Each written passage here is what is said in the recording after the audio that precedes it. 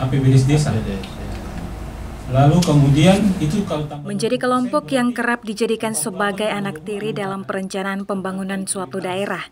Yayasan Umedaya Nusantara atau UDN bersama pemerintah Kabupaten Kupang akan terus mengawal semua regulasi penggunaan dana desa harus melibatkan kelompok rentan.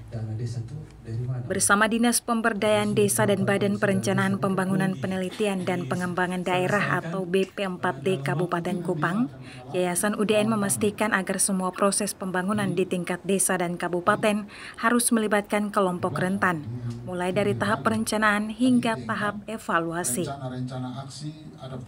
Dalam kegiatan pertemuan persiapan perencanaan tahun 2025 ini juga, beberapa kepala desa, camat juga diundang agar sepaham memaknai inklusi, sehingga bisa tercover dalam setiap proses pembangunan daerah. Koordinator Program Manajer UDN Kupang, Damaris Tunai mengatakan, inklusi tidak hanya mencakup penyandang disabilitas, melainkan perempuan sebagai kepala rumah tangga, perempuan korban kekerasan, anak, orang yang pernah mengalami kusta, juga termasuk dalam inklusi. Nah, kami mau sekarang perencanaan ini bisa sinergi dengan perencanaan RPJMD yang dibuat oleh pemerintah Kabupaten Kupang. Jadi itu kenapa kami berharap lewat kegiatan ini pada saat nanti dikoreksi akhir oleh teman-teman dari BP4D itu sudah sejalan dengan RPJMD yang ada. Nah, kami berharap juga tadi sudah dijelaskan bahwa di akhir nanti paling tidak ada perdes inklusi di setiap desa untuk memastikan keterlibatan mereka. Karena kalau tidak nanti mereka akan bilang rujukannya kemana. Nah, kalau tidak ada aturan, tidak ada konsekuensi anggarannya, kita tidak tahu juga harus ambil dari mana kayak gitu. Itu yang kami harapkan. Kepala BP4D dan Kepala Dinas Pemberdayaan Masyarakat Desa Kabupaten Kupang menyambut baik kegiatan ini. Aparat desa diharapkan memiliki sensitivitas yang tinggi untuk mendukung terwujudnya Kabupaten Kupang yang inklusi.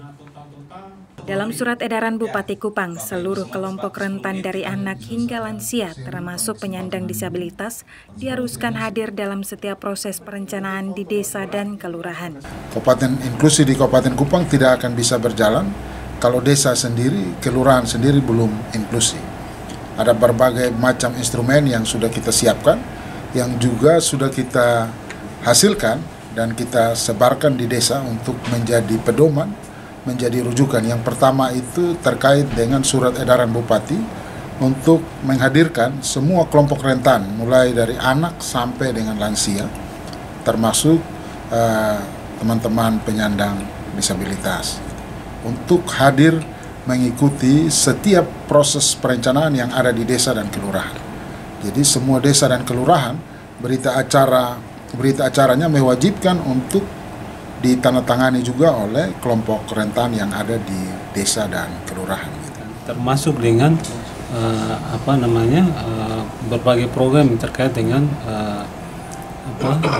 penanganan atau terhadap kaum marginal, termasuk di disabilitas. Tinggal bagaimana dalam pelaksanaan APBD di tingkat desa itu dimasukkan, khususnya bagi desa-desa yang ada kelompok-kelompok disabilitas, kaum termarginalkan, HIV, AIDS, kemudian tuberkulosis, malaria, dan lain-lain.